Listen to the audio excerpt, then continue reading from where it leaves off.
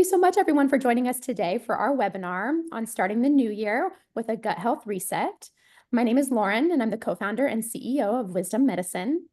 And today I'll be interviewing one of our wonderful providers, Dr. Rebecca Sand, to get her recommendations for how we can start 2025 off with strong gut health and how doing so will allow us to set ourselves up for boosted energy, improved sleep, sharp minds, and overall digestive comfort.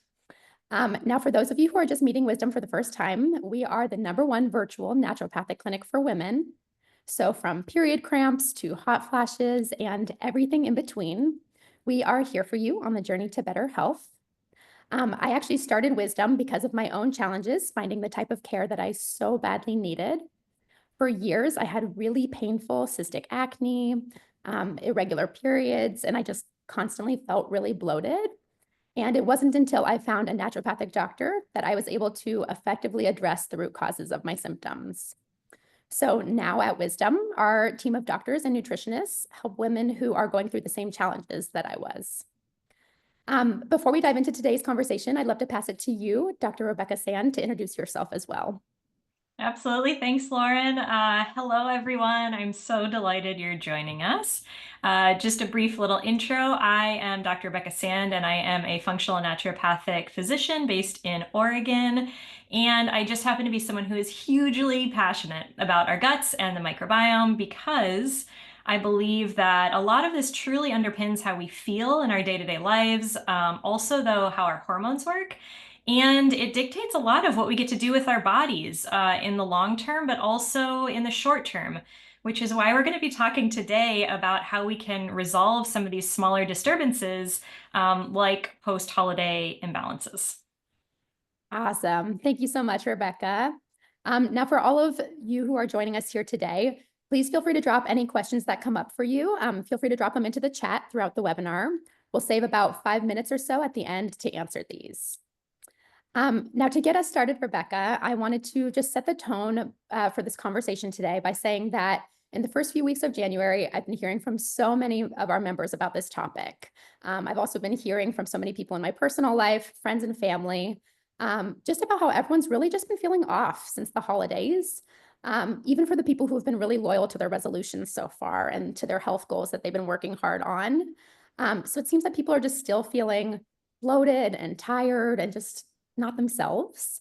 And so while we all know that we ate differently during the holidays, people keep asking me why these feelings and these symptoms have really just lasted into the new year, why they've kind of carried with them. So can you please share a little bit with us just more about what happens to our bodies during the holidays when we're maybe indulging more than usual, and what could be leading to these symptoms lasting a little bit longer than we might have expected? Totally. You hit on a lot of it here. And this is really common, even as I've been getting back in the swing of things in the last couple of weeks with my patients. I hear it a lot too. And, a lot of the folks that I work with know some of the basics here, but they are noticing that it just is taking a little bit more time for things to recalibrate. So what goes wrong here? During the holidays, as we all know, we often eat foods that we don't normally eat. And oftentimes the timing of eating those foods is different, whether we're traveling or family dinners are just at different times than we're used to. And a lot of us are going to have a little bit more sugar, maybe a lot of it more sugar, sometimes more alcohol than is typical for us. And all of this can disrupt our hormones and our gut microbiome. And shout out to our gut microbiome. For those of us who aren't super savvy with that, really what this is, our microbiome, when we refer to that, are the trillions of bacteria that make up our gut. And really, they're all over. They're all over our skin and our vaginal flora everywhere. And these little bugs help influence digestion, but also our mood, our hormones, and even our immune system. So they're hugely, hugely important for us. Two other things that I just wanted to touch on before we dive in too much further are some concepts that we're gonna talk about today, and some of those are really distilled down to what we call our gut-brain axis or gut-brain communication. And when our digestion is off, it also affects how we sleep. It can cause brain fog, more fatigue, which really summarizes how a lot of us feel here after the holidays. It's super common. But the gut-brain axis also plays a role in conditions like IBS or irritable bowel syndrome, which is very common. At least a third of us in America have been diagnosed with IBS, which is huge, huge, huge. So people who do have IBS might feel even worse this time of year. And additionally, as we all know, if you're feeling bloated and uncomfortable, that physical discomfort can make it harder to do things like use your brain during the day, like fall asleep, and just make the day-to-day a little bit more of a struggle for us. Thank you so much for going over that concept with us. I feel like hearing you explain just how our gut and our brain are connected like that, it makes it so much easier to understand why those indulgences might still be impacting us a few weeks into the new year. And so my question for you, Dr. Sand, is if these impacts last for a little while, is it going to take us just as long to bounce back? Well, no. In short, the good news is that most of our gut microbiomes are quite resilient. There are some exceptions to that, and we'll go into that a little bit more here. But our gut microbiome can adapt relatively quickly when we give it the right tools, and there's a lot that we can do to kind of speed that up. So the short of it, that we'll get into more details in this webinar today, really comes down to a couple main things, but consistency is key with this. And luckily, that's a common theme in January for a lot of us. People are heading back to work, back to school, back to the gym. We have new routines starting in January, and this is a great time to be doing a little gut reset for all of us. It tends to pay off really quickly and get things stabilized better. And in my experience, usually people will start to feel better a week or two after returning to their normal routines.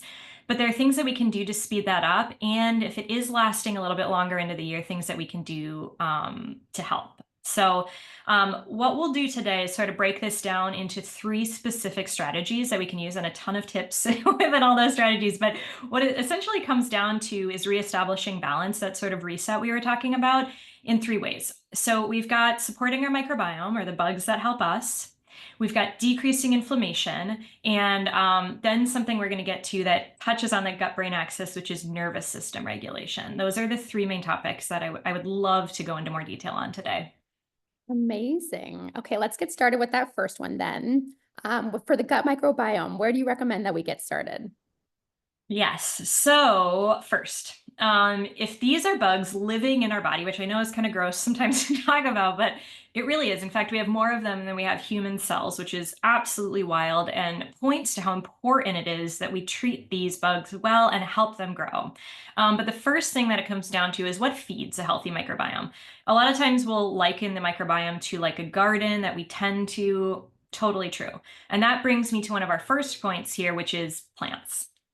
So our microbiome bugs, and I say bugs because it's not just bacteria. We have things called archaea. We have bacteria, of course. We have yeast, fungi, viruses, all sorts of things that are healthy and normal to have in there.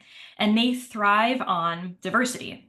So when we're choosing what to eat throughout the week, this is where you want to consider the rainbow. We want lots of different fruits and veggies because they have different minerals and different nutrient makeups that support diversity of bugs, which is good for our microbiome. The data support that eating 30 to 40 different types of fruits and veggies per week is one of the most beneficial things that we can do for the microbiome. 30 to 40 different types of fruits and veggies per week. So usually when I say that to people, they're like, there's no way. That's a lot of grocery shopping. I can't possibly do that. And it does sound like a lot. However, let's consider a salad. So when we have a salad, we're probably having, a bunch of ingredients. Let's say cucumber, spinach, maybe some lettuce, carrot, and maybe an avocado dressing or something like that. You already have 5 of your 40 different types of fruits and veggies in that one meal. If you have a green grape and a red grape, that's 2 more. So again, it's not just about, having to bulk in tons and tons of different things. It's about diversity. And it's not that hard if we can just not stick to one particular diet. I see that one particular diet thing, like I can only eat rice or chicken or carrots or things like that, if that's really what you're tied to, that can be more of a sign of an underlying gut issue that we can absolutely help you with to get you restabilized to this point of eating diversity, eating lots of different types of fruits and veggies. The second thing is something we've all heard of, which is probiotics. So what we just talked about with the plants are prebiotics. They come before the probiotics, which are the bugs themselves, actually. We can just put them into our gut to kind of help build this garden, build this terrain. But how do we replenish these? So we can take pill forms of probiotics. We've all heard of those. They're widely available. They're just about everywhere. My favorite, though, is to add this in our food. The reason is when we add them in our food, like fermented foods, that we'll get to some more specifics here later in the webinar, but they come with fibers, fats, and sometimes protein that give those bugs something already to chew on. Our pill versions sometimes have a little bit of that, but not as much. So I really like adding in probiotics in the form of our food versions to start. Awesome. So much to unpack here. First, I just want to say thank you for giving us some suggestions for how to make the fruit and veggie goal more doable. I know that that can feel really overwhelming, like you said, but when you think about it in that way, in terms of how many you can get into just one meal, that makes it feel so much more doable. I know one of the things that I've been working on with my wisdom doctor to make this easier is just buying 1 to 2 different types of produce every time I go grocery shopping, making it kind of fun and like a game for myself is just trying something new every time I shop. So between trying that and what you suggested, I think that feels like a much more doable way to do that. I love that. It makes diet a little bit more interesting too, to just not eat the same thing all the time. And it's a little culinary challenge. Figure out how to cook that, completely weirdo vegetable that you've never seen before. Absolutely. And I love that you differentiated for us the importance of getting probiotics through our food. Sounds so much easier too in some ways. But like you mentioned, probiotic pills are becoming more common. And so I'm wondering, are there any instances in which taking probiotics through pills is the way to go? Totally. I recommend them a lot to my patients. The difference is usually with probiotic pills, we're using specific strains to address specific issues for patients.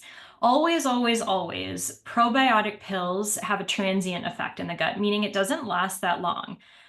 So we want to use very precise versions of them with specific dosing for specific amounts of time to kind of recalibrate things. So sometimes I'll be using those for hormonal imbalances, microbiome imbalances.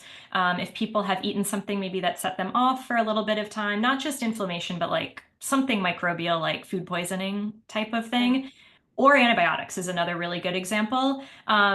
Also, though, probiotics can be a little expensive. And if we can get them in our food or even make them in our food, it's a really good way to support the microbiome while saving some bucks.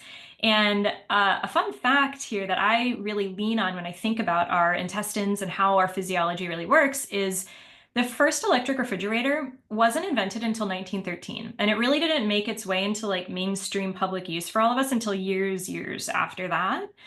Which means that most of our ancestors really relied on preserved veggies, especially for folks living in northern climates where we weren't growing stuff in the winter. Which means that our guts have literally spent generations learning how to stay balanced with fermented food. So that's like the mainstay of what our guts know how to do to stay calibrated and balanced. But there are protocols that I will use for things like small intestine bacterial overgrowth, candida, or other examples, like I said earlier, where those pill versions really can shine as well. That's so helpful to know. And so if we are aiming to get our probiotics through our food, what types of foods do you recommend? I know you mentioned fermented veggies. More Totally. specifically, any other ideas? Yeah, so you're looking for things that are like a little bit longer fermented. So those quick pickles you can make in a couple of hours in the fridge aren't going to cut it. They're delicious. I love vinegar. Those are good, but look for things that, have been fermented for a while. Any veggie does that, like you said. Kombucha is another one. Tempeh, tofu, sauerkraut, and kimchi are some really good veggie versions. Or like kefir is another one that some people like. And with this too, think about diversity. If you've never had those pickled carrots you see at the grocery store, try them. Add a little bit to your salad. And my recommendation, if you're new to these, if this isn't a big part of your diet, go slowly. If you add too many bugs in at once, it may overwhelm your digestive tract and you may get more gassy and bloated to start. So I usually recommend being gentle, like a tablespoon or so with your meals, and slowly increase from there as you sort of build that good terrain in your microbiome. Do we need to be worried about a similar concern, Dr. Sand, with introducing a probiotic pill and probiotic foods at the same time? Can that lead to some overload? Sometimes, yeah, I typically, depending on what we're talking about, but I typically recommend probiotic pills with food just because it kind of gives them something to chew on. Our data is a little bit mixed on that, but it generally supports taking it with food to the point that a lot of pills now will just start adding those prebiotic fibers in with it. Um, but it's sort of person to person, and you want to go slowly. I wanted to take a step back and say we've talked about prebiotics, we've talked about probiotics. I recently heard of something called postbiotics, and I'm Totally. curious if you could share with us what those are and if that's something else we should be paying attention to. Yeah, I love postbiotics. And what these are, or what comes after the bacteria. So postbiotic, it's in the name. But this is what your gut bugs are actually producing in your intestines. So the most commonly talked about ones are in a group called short chain fatty acids. And examples are acetate, propionate, butyrate, probably is the most commonly talked about. These are anti-inflammatory. They help prevent cancer. Like they're good for us. However, generally what we want to try to aim for in day-to-day health is focusing on healing the microbiome, getting those good bugs up because they make it for us. And that is a much more sustainable and healthy way to be getting those in. I do supplement them sometimes. You can add individual like short chain fatty acids like higher dose butyrate, things like that. I use that a lot in conditions like ulcerative colitis or chronic colon inflammation. The only way to really get them like comprehensively though is fecal transplants, which isn't widely available at this point. There are a lot of studies being done on them. But that's, essentially taking a fecal transplant from a donor, plopping it almost like an organ transplant, plopping that microbiome into your colon and having that, rehost in your body. There's a supplement on the market where they sterilize the poop. And that is a more comprehensive postbiotic that I like. So research is coming, more and more is coming, but in the short realm of things, like just help your gut bugs, they make them for you. So good to know. Okay, so there are certain instances where that would be helpful, but otherwise we can mostly just support our guts through prebiotics and probiotics. Yeah. And the postbiotics will be made organically on their own. Yep. Thank you for clarifying for us. Yeah. So what we've been talking about so far, I believe all of these recommendations that you've made are really targeted at supporting the gut microbiome as a whole. But I know there are some specific digestive symptoms that people are experiencing right now. One of the most common ones is bloating. And so I'd love to ask you, beyond prebiotics and probiotics, is there anything specific we should be focusing on if we're feeling bloated right now? Yeah, so herbal medicine really shines here. Two of my absolute go-tos for that occasional bloating are peppermint and ginger. And the reason I really like these is because they promote downward digestion. So bloating is when things sort of stagnate, especially in that small intestine, which kind of sits in that upper area. It'll sometimes push up and cause heartburn, acid reflux, even some nausea or queasiness for us. So getting our herbal medicines that really can help turn things around, go down, move things down can be so soothing and feel really good. And luckily, we can get ginger and peppermint in a whole lot of forms. So I would say, those ginger chews, you can make a ginger turmeric tea that's also anti-inflammatory. There are supplement versions of peppermint that are kind of coated so that it gets all the way down into your small intestine before it opens up. And it reduces a little bit of that pepperminty burning sometimes that can happen up top.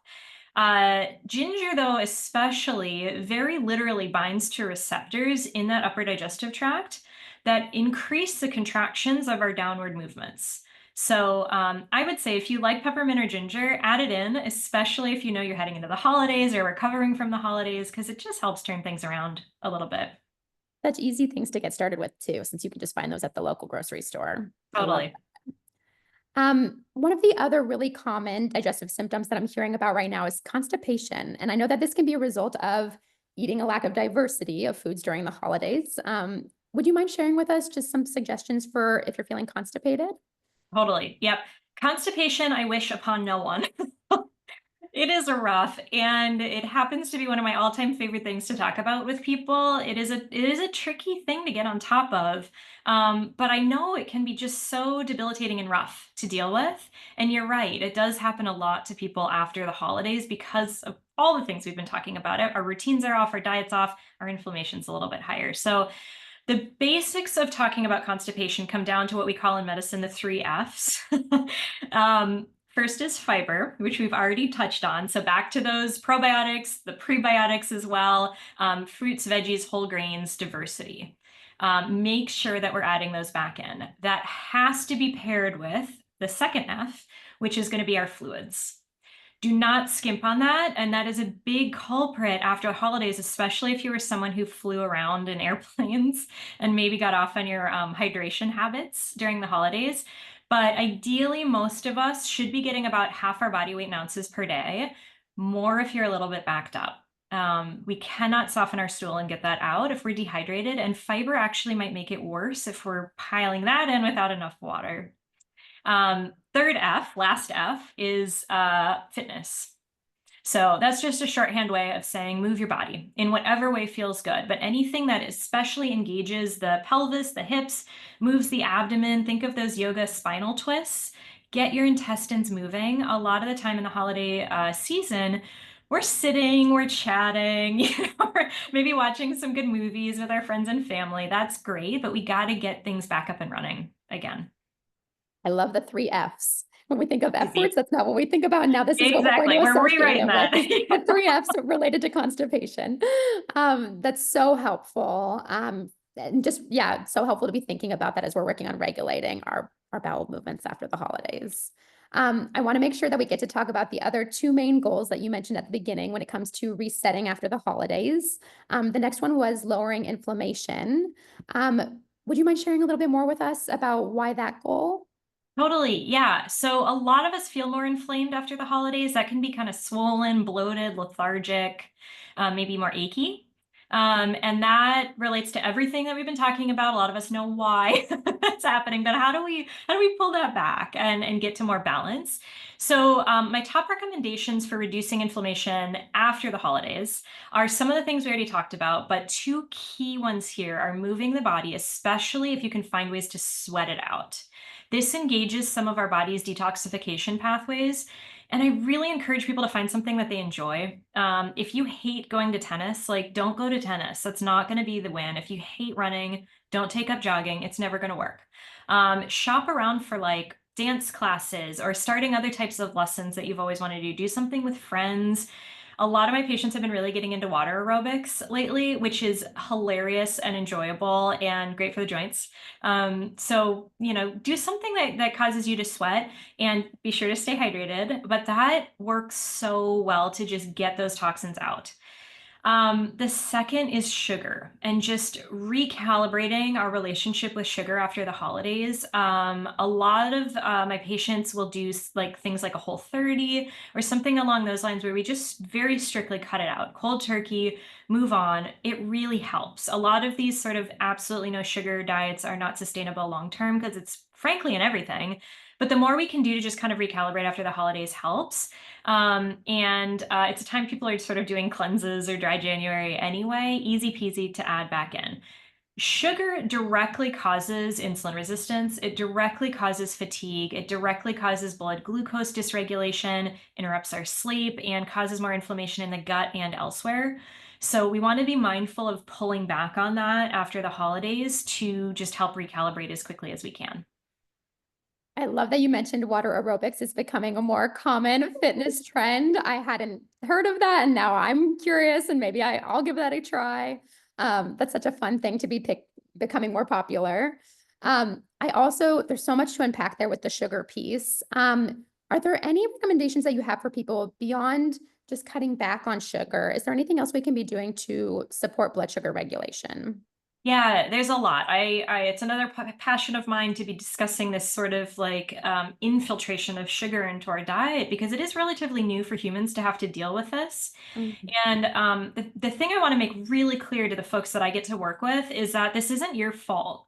Like this was very intentionally put into the food system because it boosts sales. It works. Mhm. So we as individuals really have to arm ourselves with these tools, like you're mentioning, to not have it affect our metabolism and our hormones and our sleep and all of that. And there are definitely things that we can do. So especially avoiding sugar in the evening, like after bed, makes sure that it's not impacting our sleep. So when our body gets a dump of sugar like dessert after dinner, it has to clean that up for us, and it's often going to be doing that while we're sleeping. The problem is we often rebound with not enough sugar, like our blood sugars drop really, really low after that, and that will wake us up. It releases adrenaline and cortisol, which I'm sure a lot of you have heard of, and that will definitely wake you up and lead to restless sleep. It can also cause like hunger, anxiety, and blood sugar imbalances can cause all of that. So making sure that we are not eating sugar right before bed, and if we are eating sugar during the day, try to pair it with protein. That just slows fat and protein slows its absorption into the bloodstream and decreases those mega high, mega lows that we'll experience. That was one of the easiest tricks that I learned when originally hearing about blood sugar regulation was you're going to have a piece of toast, have it with some protein. It's not that you need to Absolutely. avoid the toast all the time. It just Yep. Game helps to changer. blend the blood sugar spike. Yep. Great. The last goal that you mentioned originally was about nervous system regulation. Could you share a little bit Yeah. more with us about that? Yeah. So, another one of my favorite topics to talk about. Our nervous system is our nerves. So we've all heard of those. They run right along with our blood flow, our veins and our arteries throughout the body. But this is basically how our tissues, our organs, our skin, and everybody communicates in terms of signaling, what to do, what causes pain, when things should fire. Our nervous system interacts very closely with all of that. Many things, unfortunately, can throw this off, and things like chronic disease, microbiome imbalances, stress, inflammation, routine changes, all of that can really throw this off. And when that happens, a lot of our signals will feel off. So we might get food cravings, even if we just ate. We might feel more aches and pains, more cramping or bloating in our intestines. And strictly from like a mood and psychological standpoint, we might feel more on edge, more alert.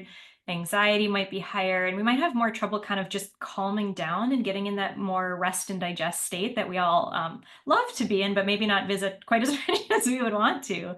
And there's a ton that we can do to sort of hurry up balancing this out so we can get back to that state. So the gut brain axis, as we talked about initially, is this two-way street, our brain talking to our gut and our gut talking to our brain. And when it's off, we get worsening symptoms in both regards. How do we rebalance it? A lot of the stuff we've already talked about can help, but I'm going to get to some more specifics with routines and what we're sort of doing with our day-to-day that can balance this out as well in this regard. So, sleep. This is absolutely essential and something that really does get thrown to the wayside, even in January, maybe even especially in January, as we're bulking up on these other routines. So work demands come back, our school demands come back. We also want to be hitting the gym in the morning and, all these other routines that some of them I love for people. Some of them we can't change. But what is absolutely essential is that we're adding sleep to the priority list with this. Most of us need somewhere between 7 and 9 hours a night. And when I talk to people, because that's what I do for my day job, and ask them how much you're sleeping, it's not uncommon that people in January will be like in the 5 to 6 hour range, especially if you've got little ones at home or if you're trying to study for exams and get projects back on board at work. So make a nourishing bedtime routine. If you can, limit some of the screen time in the evening because that's also going to bump up your cortisol, and really try to make your evenings relaxing and downtime. Even if you're not going to sleep any earlier, it does a lot for our nervous system to be able to do that. I encourage unplugging. So if you can, put your phone aside and rely on kind of old school relaxation techniques at this point. Puzzles, crosswords, being, with friends or your pets, going for gentle walks, a little meditation, gentle yoga. There are a lot of options out there. It just isn't as easily accessible as a screen sometimes for a lot of us. And one of the last items that goes along with this is making that time for relaxation and fun. And I spend so much time talking to my patients about this because we forget about it. The demands of our day to day and everything that we have to take care of, we just wake up, rush, rush, rush, go to bed. But our nervous systems are not too dissimilar from our pets. If any of you have cats or dogs or other animals at home, we see them lying around in the sun, just breathing, relaxing every muscle and bone in their body. We need the same from time to time. We really do. So if you can, during this January reset, be scheduling in, 5 minutes a day, 10 minutes a day, where you're really doing nothing. I really encourage you to stare out the window, relax, feel your body, do something chill and relaxing, because that is definitely one way to speed things up in terms of resetting nervous system and gut health. I love that you talked about these two topics, sleep and fun and relaxation, because so I many know.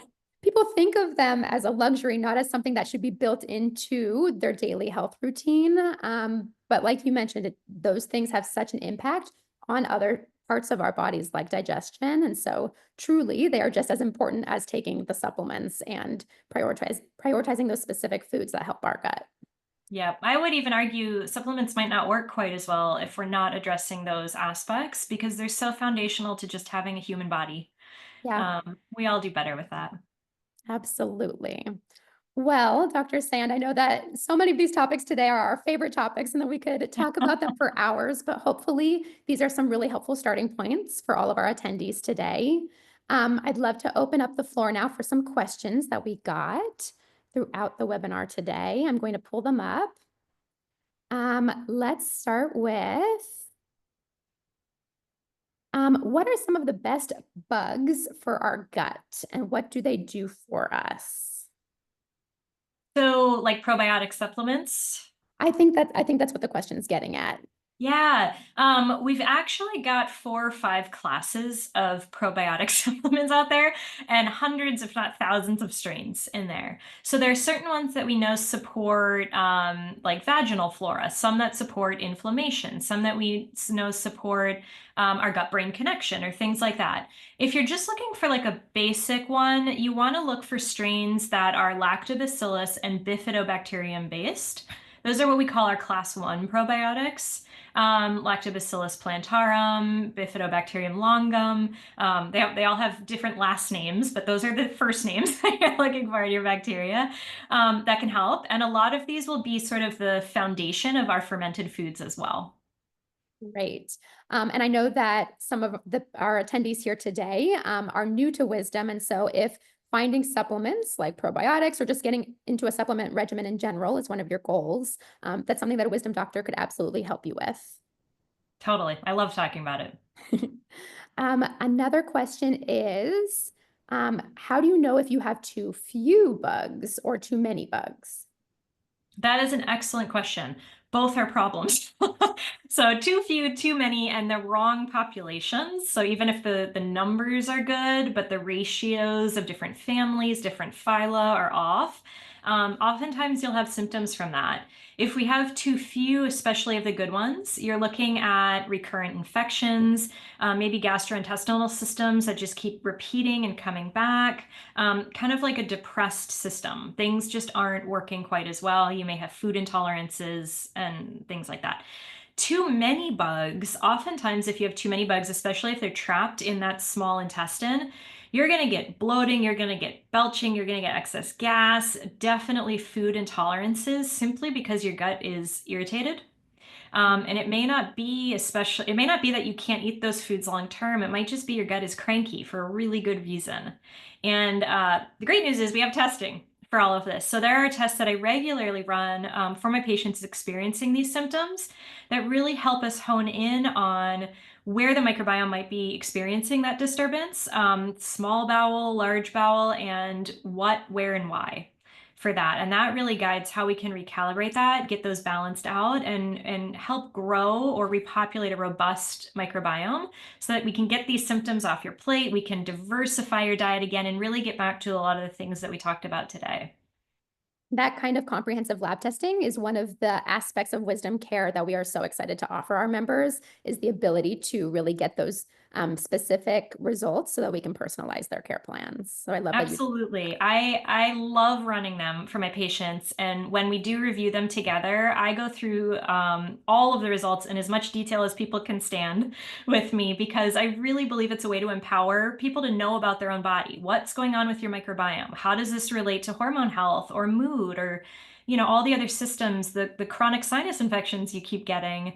It really can tell us a lot. It gives us insight into the body, and it allows us to feel like we're not guessing so much with trying different remedies. Absolutely. That's great. We'll do one more question. Let's see. Are there any apps or meal plans to help us reach those 40 veggies a week, to help take out some of the thinking for us? I'm sure there are apps, and I bet that our nutritionists, who are just absolutely excellent, I love working with them. I bet they have a zillion recommendations on that. In terms of like tips and tricks on how to do that, really, when you're thinking about constructing food for most of us, you want to just think about having things as close to how they came out of the earth as possible.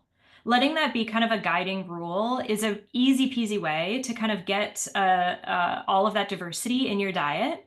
And if you know that you're stuck in a rut with carrots and, a couple low fermentable veggies, like a lot of people with gut stuff are, just shop in a different part of the grocery store next time. Get those other colorful veggies, things like that. And if you can, as much as you can when you're doing your at-home meal prep or cooking meals for yourself, really rely on those fruits and veggies in their natural state instead of coming out of a package. Of course we eat those sometimes. Of course we go out to restaurants and, get takeout with our friends and things like that. That's important, but we're really just talking about the main meals you're eating throughout your day and week. That's such a helpful place to get started. So thank you for those recommendations, Dr. Sand. And like you mentioned, we do have nutritionists at Wisdom. For any of you here attending today who are just learning about us, all of our members get to work with both a naturopathic doctor like Dr. Sand and a functional nutritionist throughout the year with us. So if you'd like to learn more about that, please don't hesitate to reach out. We're going to call it on questions, but if you presented us with a question that we didn't answer, please don't hesitate to reach out after today. Dr. Sand, thank you for going through everything with us. This has been so unbelievably helpful. You gave us so many great ideas for where to get started after today's webinar. And thank you to all of you who attended today. As I mentioned, if you're looking for some personalized support with your digestive symptoms or with any of your other health concerns, you can book a free consultation on our website with our onboarding team to learn more about how Wisdom could help you. I'm going to put a scheduling link in the email replay that goes out to everybody. That way you can book a consultation if you'd like. We always like to give our webinar attendees a discount code for if you'd like to start care with us. It's just the word webinar in all caps. This will give you an extra $100 off your Wisdom Care, so you can sign up on our website or use that discount code during your consultation to get started with us. And if you have any questions and are not ready to book a consultation yet, you can always reach us at info@wisdommedicine.com. We would love to answer your questions and meet you. We do these free webinars once a month, so thank you for all of you for joining us today. And if this was valuable to you, please keep an eye out for our next webinar. I believe our February webinar is going to be on fertility. So if that's a topic that interests you, or if you know anybody who might be interested in that, please tell them to keep an eye out. I believe that's all of our updates for today, but please reach out at any time. And again, thank you all for taking time out of your busy Tuesday to join us. We really, really always love seeing you here.